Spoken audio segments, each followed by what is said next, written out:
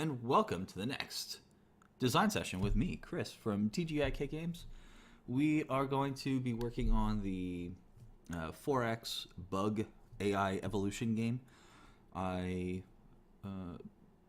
Some sort of big news, I guess you could say. We're making this our new main project. I showed this to Aiden yesterday, and he's uber excited about it. So we're going to put the Necromantion kind of one spot back in line, and we're going to move this up to number 2 or number 1B. I don't know. With Gods of Olympus still on the table, we that's our main project. But that's so what we're going to do this morning is we are going to go over some notes that we made, and then we're going to make some progress based on those notes, and that's the plan. So we'll see how far we can get in the next 30-ish minutes. So what we're going to do is we're going to do deck building for action abilities. Now I think what I had done, a deck of cards. No, those are for upgrades. Basically, players are going to have two types of actions. They're going to have special actions. They're going to have base actions. Actually, no, I don't want to say base actions because that might be misleading. We're going to call them standard actions. All right, so special actions, and these will be like race specific. There'll be race specific abilities that could be comboed maybe with other players. Comboed with other players' abilities. I should also add that we decided it's going to be a co-op, and there are going to be different races peppered throughout the map, and they will have the option to work with one another and kind of combine their skills with one another to kind of help each other out, I guess. I'm trying to think about three things at once. That was really, really poorly explained. Anyway, race-specific abilities comboed with other player. Standard actions. Here's my concern with deck building as actions. Like, you could run into a case where a player only has special abilities, and he won't be able to. Like, I need to move across the map to get to something very specific. I don't want players to be in a position where they can't take a basic action or a standard action. So there will be basic actions available at all times. Or the other way that we can do this, that we talked about, is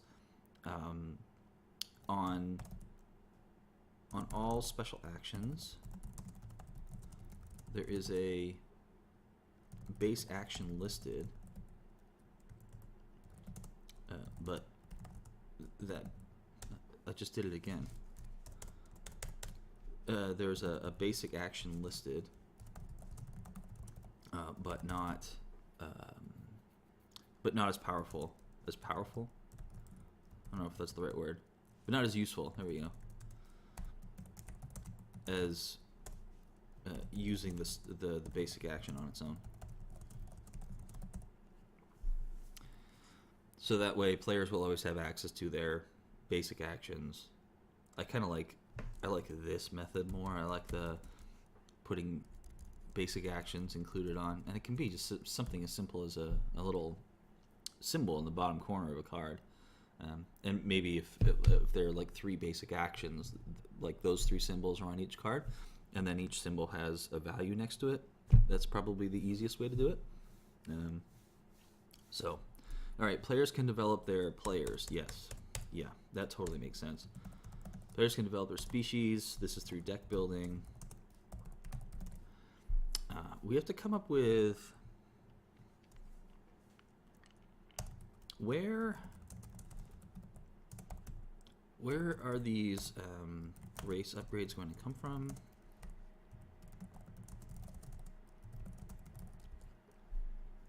Where the race upgrades are going to come from? I don't know if we cover that. I mean, we have a whole thing of notes. Maybe I should just go down all the notes so I don't do double work here. So players can prevents min maxing. Can take action over and over again. Their base actions that are player. Yeah. Okay. So this is where Aiden was saying that the nice thing about deck building is that it's a way to prevent min maxing. I have since forgotten his explanation, even though it was less than 24 hours ago, because my memory is amazing. But I'm sure the explanation was good at the time. Aiden, if you're watching this, yes, I forgot. There are also things like we were thinking about, like scientists and engineers and explorers and different kind of almost like a workers that you have. Oh, there we go. I just asked the question. How are these upgrades? Where are these upgrades going to come from? Research. See below.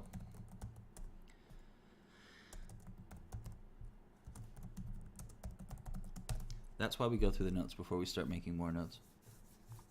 Bug evolution. Tons of bugs. Aiden was thinking about a natural selection where, let's see, they reproduce every turn or 2 or 3, and I'll get random mutations, some helpful, some not. Okay. So the idea is the bugs, if there are a lot of them, they will start going through the natural selection process. And as conditions change on the board, some of them will die out naturally, and some of them will become stronger naturally. So it's an interesting way where it forces the bug population to not be static. It forces it to be a bit more dynamic. The concern is, will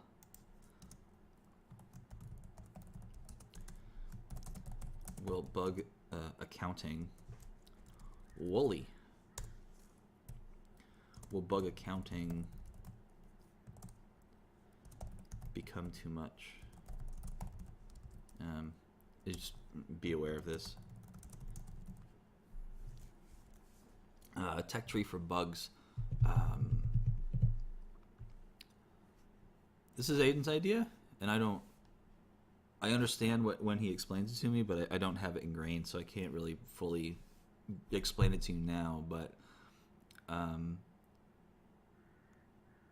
basically, we would build a pre-existing tech tree, and as bugs went through these evolutions, they'd split into 2 or 3 different types of these bugs, and those bugs would have different traits to them, and they could be good or bad depending on the state of the board, which we've already talked about briefly.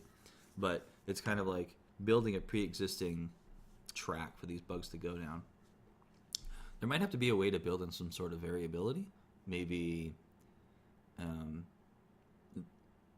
there are like secondary traits that they might pick up based on where they are on the tech tree.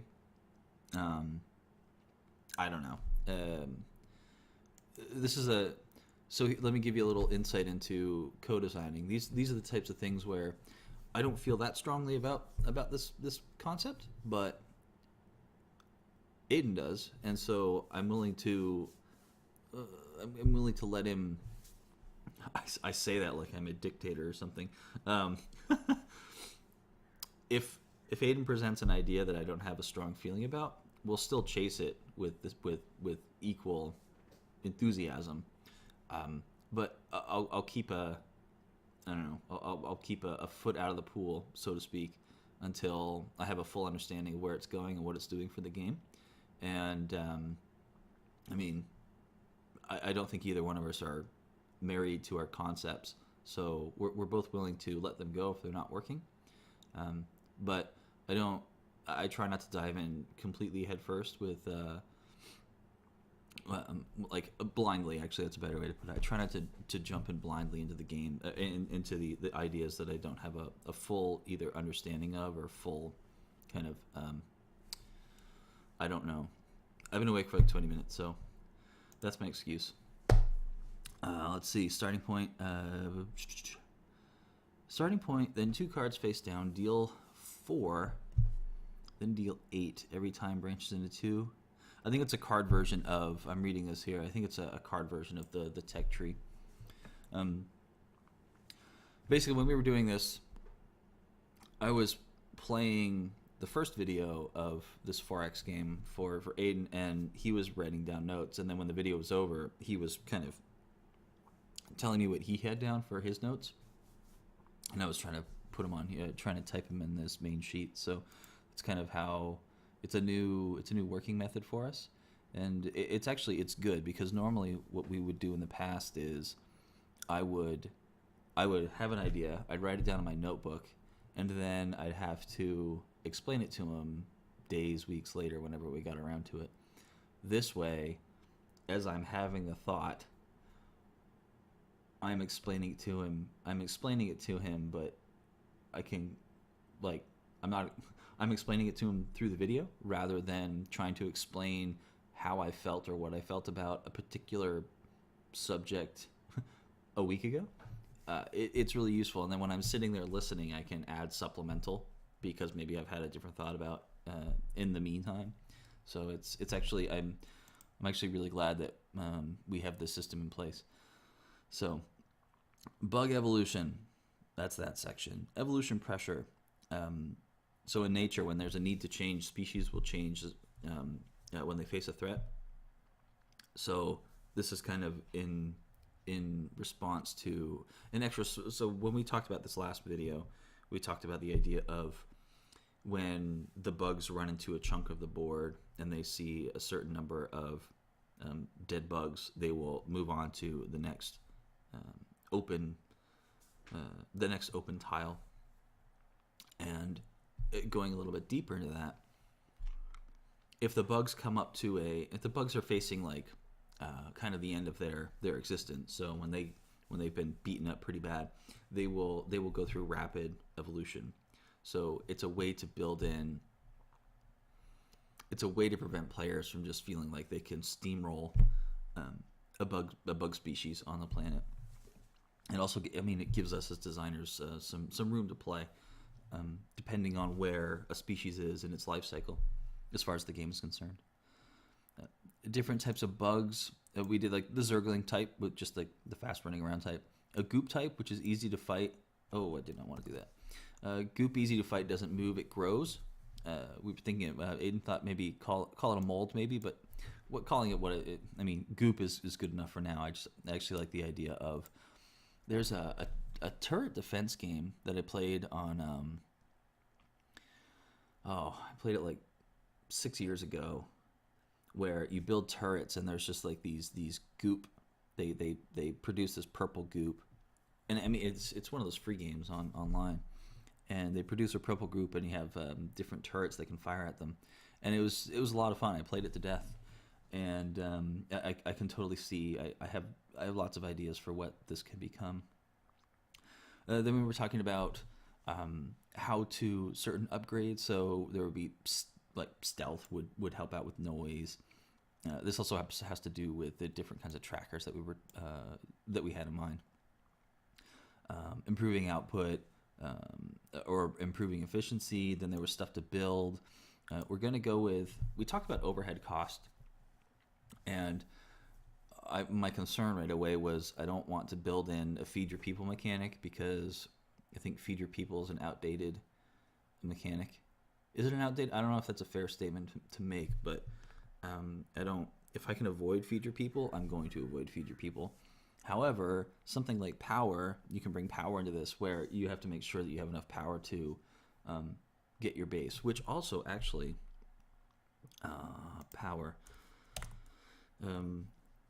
Use power connections as weak points for the bugs to attack.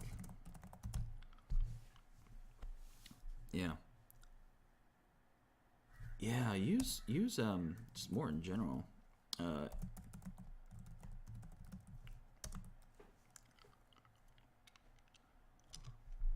Oh, actually, okay.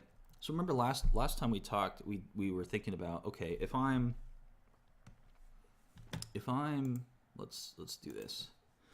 I've got my worker here,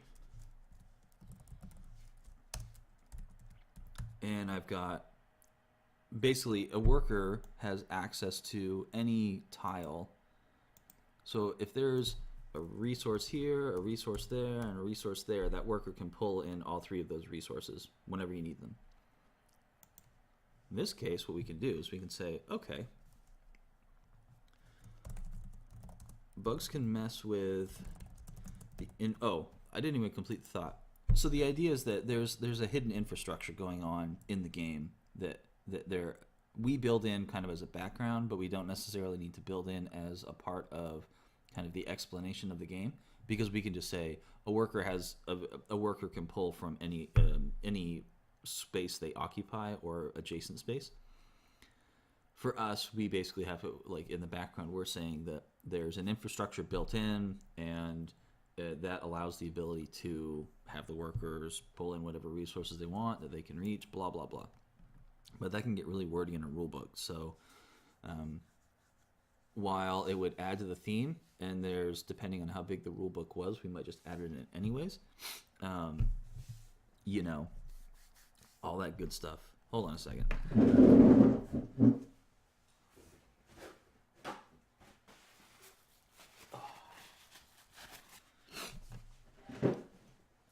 Still working on the last of this cold. Okay, bugs can mess with the background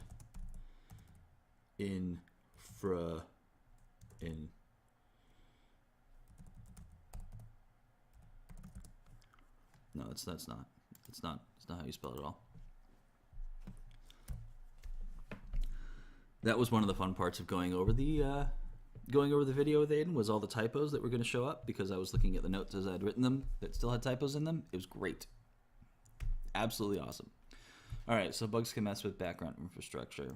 Really the point here's the motto. Look for the non-obvious weak points in a base. Because again, as we said last time, I don't want this to turn into like, I've got a ring of turrets around me, I have them getting armed automatically. Yes, the bugs will be evolving, but I don't want that to be the only way that the bugs can defeat a good defense. So that's what we're doing. Players are the stars, but their manpower is doing the work, I think is what he said.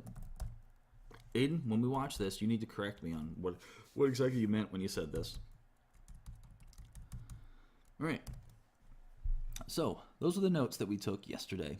And today, what do we need to do? Let's work on the awareness tracks. All right. What are some actions that are going to... Actions that need to be aware. Hold on a second. I gotta change settings here. Let's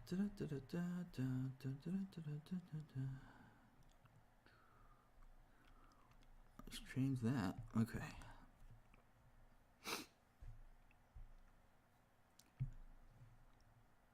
Okay. Actions that need tracking, that need trackers. Okay, so there's produce. There's build.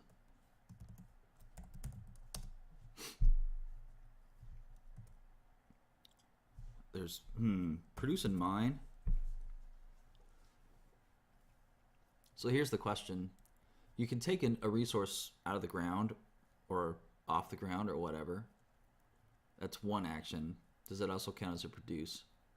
Now inside, which is the model that we're kind of following,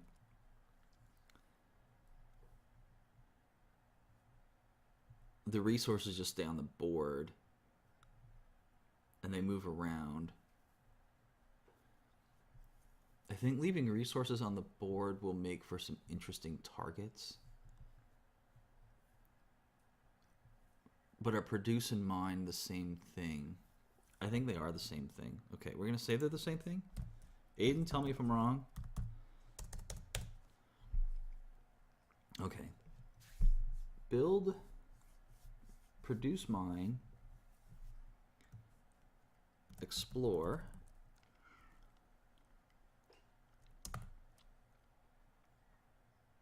and exploring this kind of gets into the bug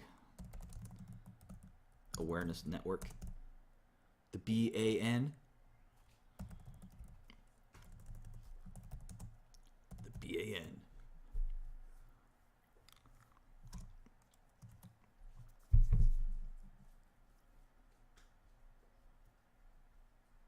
Oh, we need a section for planetary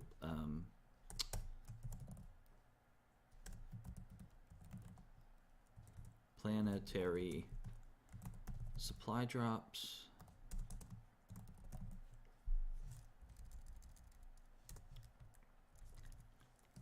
and trade chips. Okay. All right, let's talk this out. I'm at my base. When I'm at my base, I can build stuff. That's gonna make them. That's gonna cause noise. I need to run outside. I need to produce some goods in order to be able to use them. That's gonna cause some noise. I'm going to explore.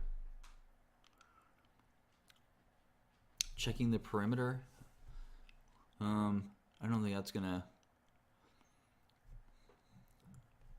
I mean, that's just moving around.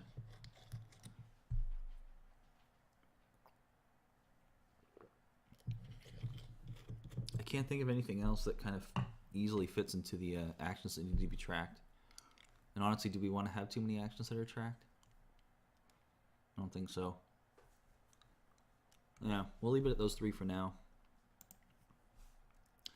Okay, planetary supply drops. These can come from any race. So if I need a supply drop, what would I do? I'm assuming that my home planet has some sort of they have all the stuff in place to do it. It's just a question of, do I need it? So I'd have to make them aware. Hey, I need supplies. Then they would have to get there, which isn't going to be instant. So what that means, there should be a delay between a call for supplies and their arrival.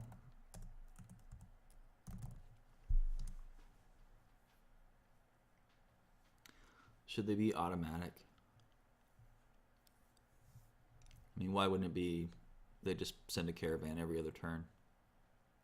Because that would make the game too easy, is the honest answer. Or, actually, no, it's not. It means that we'd have to ramp up the bugs. Like, what is the opposition's answer to just a constant flow of supplies?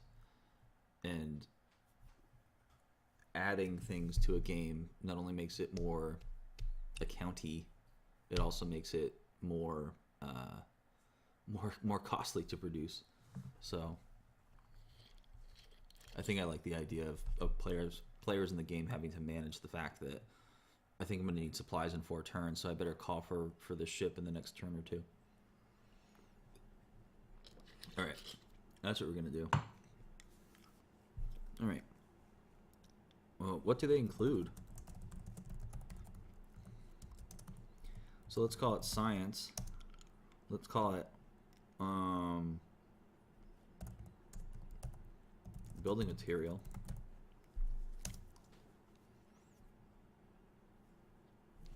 Actually, that's a good question. How do we want to do the building? I mean, it's easiest just to say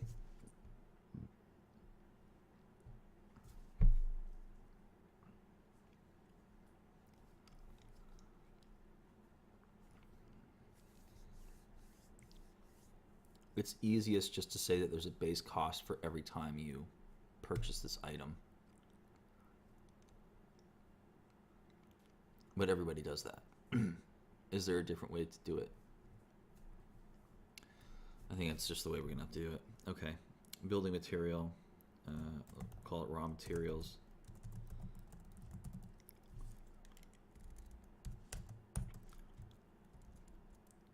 Is there a difference between these two? There might be. We'll leave them as separate for now.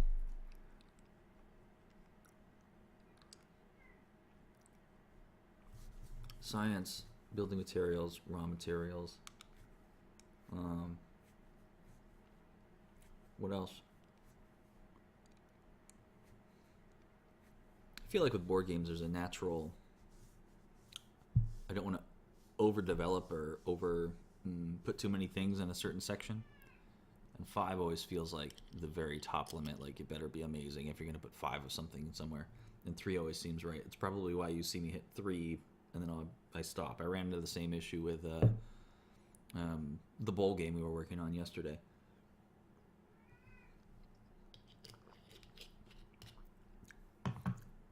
Kind of like a quarterback in their internal timing. It's like, oh, it's time for me to get out of here. In this case, it's time for me to move on to a new section. Trade chips.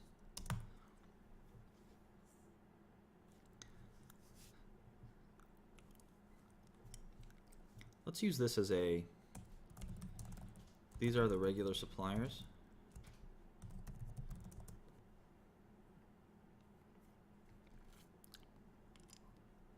All right. So thematically,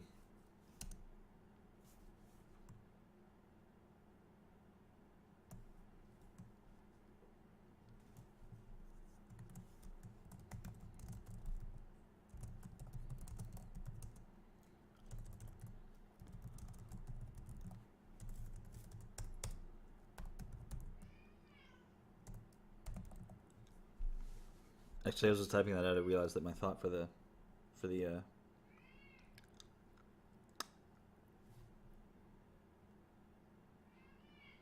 hold on.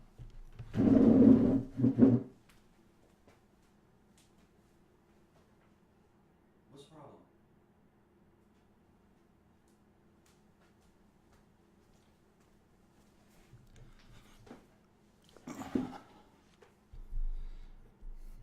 One of our cats feels the need to make his presence known at 7:30 in the morning and wake the rest of the house up.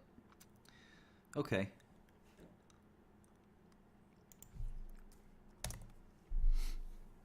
Trade ship supply.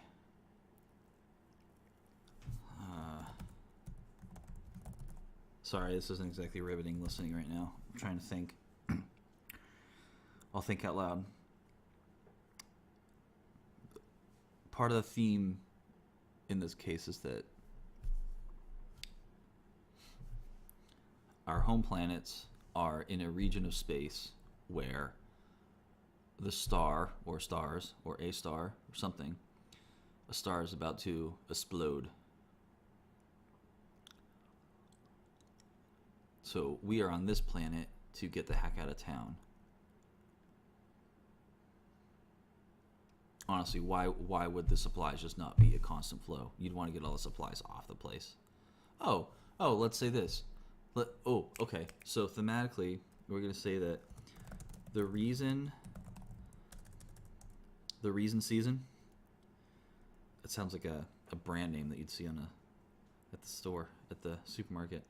The reason supply ships are not constant is that our civilizations have many bases in different regions of space in order to best in order to increase the odds of survival.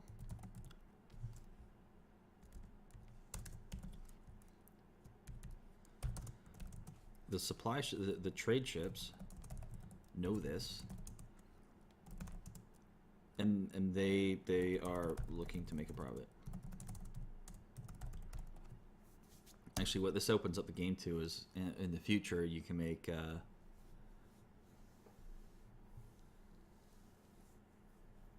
you could do things. You could have like convention games where you've got four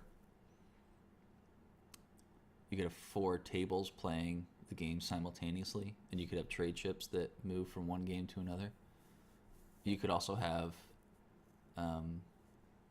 expansions to the game where, like, this world we're working on is a bit of a barren world, but is it barren? I don't know if it's barren. I mean, it'll have basic supplies, so it's not going to be completely barren. But you could, all these different worlds that are out there, you can play around with that. You can build expansions where you can play, where one game affects kind of the future existence of, or the future conditions of the other game whenever you get to it. Yeah, there's fun in there. Maybe I should write that note down.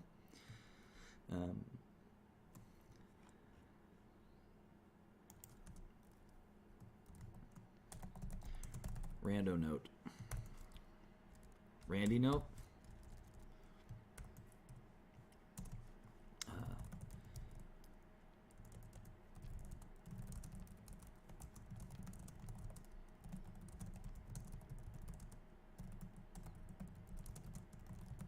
And you could even make a game out of that. You could say, right, well, the trade chips aren't just represented by, this is like a trade chip card and it has these other cards that belong to it. You could say the trade chips are actually people, and the people have, the people can move, and anybody that's playing as a trade chip, they're actually trying to make the most money.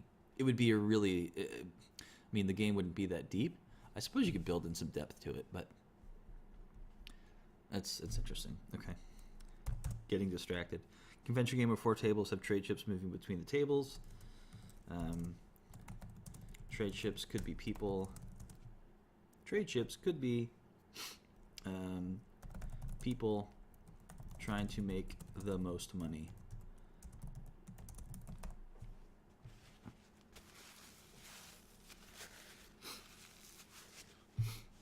What else? Oh, and the idea of expansions where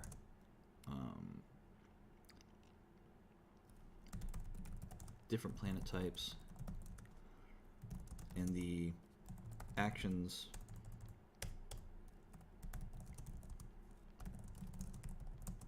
will affect the board state.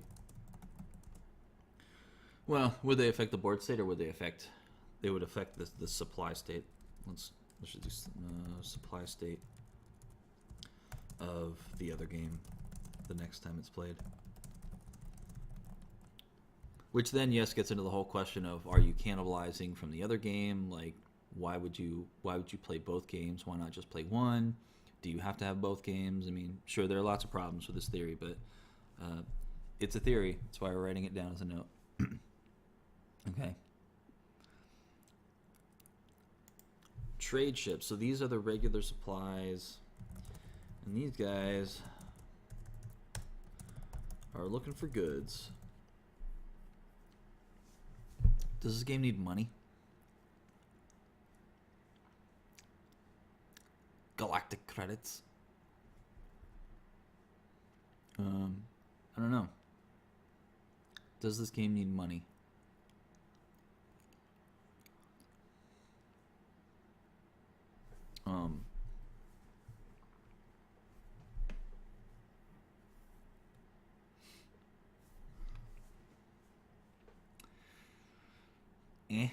No? No? Maybe? No feel for it. All right.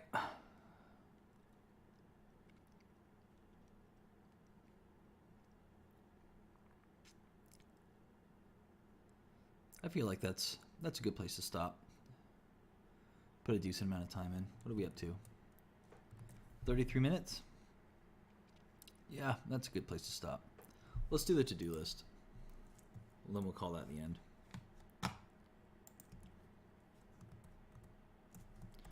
To-do list. This is the, what is it? It's 2.5.